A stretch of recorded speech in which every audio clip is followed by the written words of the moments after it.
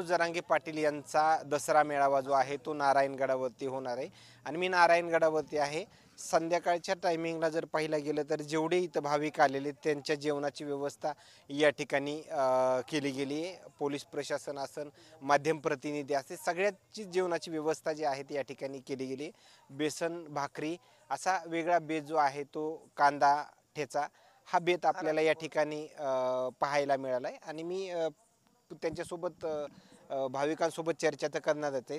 काय उद्याच्या जेवणाची व्यवस्था कशी असणार आहे? लाखो लोक इथे येणार आहेत। उद्याच्या जेवणाची अशी व्यवस्था आहे, प्रत्येक पार्किंगच्या ठिकाणी माणसाच्या जेवणासाठी स्टॉल लावलेले आहेत। इकडं राजुरी रस्त्यावर, पिपरी रस्त्यावर, इकडं ह्या केतुरा सौंदाना चारी बाजूनी स्टॉल आहेत। जिथं जेवणाची सोय असेल तिथं जेवायचं आणि पाण्याची पण सोय केलेली। इथं वर आलेल्या माणसाच्या आंघोळीचे टँकर हे सगळं एकदम व्यवस्थित पाण्याची व्यवस्था केलेली। तरी तर आजपासूनच लोक जे आहेत ते या ठिकाणी येत आहेत।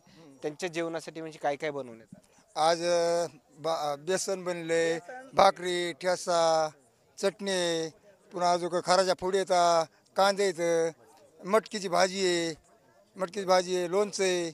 हा सारी सोयी इथून आणलं का काही गावातले लोक? गावाकडून आणले, गावाकडून हे काय दाखवतो तुम्हाला। इकडे भाकरी येतात ती येतात।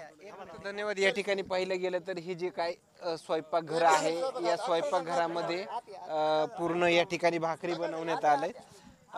या ठिकाणी पाहिलं गेलं तर आणखीन मी विनंती करतो, कारण की सगळे लोक जे आहेत त्यांचंच म्हणणं आहे जे काय आहे आमच्याकडे अवेलेबल ते दाखवण्याचा प्रयत्न करत।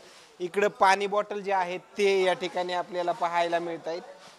त्याचबरोबर तिकडं पलीकडं आणि बेसन, साखर, गरा आणि डाळडा सगळं थप्पी लावलेली इथं मालाची।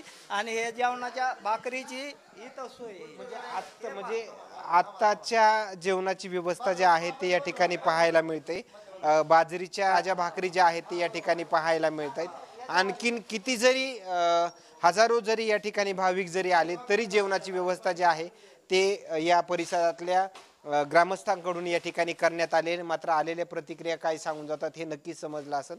मात्र नारायणगडावरती सध्या आपण त्यांच्यासोबत झालेली चर्चा मात्र मनोज जरांगे पाटील नेमकं उद्या काय बोलतील याकडे मात्र सगळ्या महाराष्ट्राचं लक्ष लागलंय। कॅमेरामॅन सोबत सूर्य जुंबडिया, नारायणगड।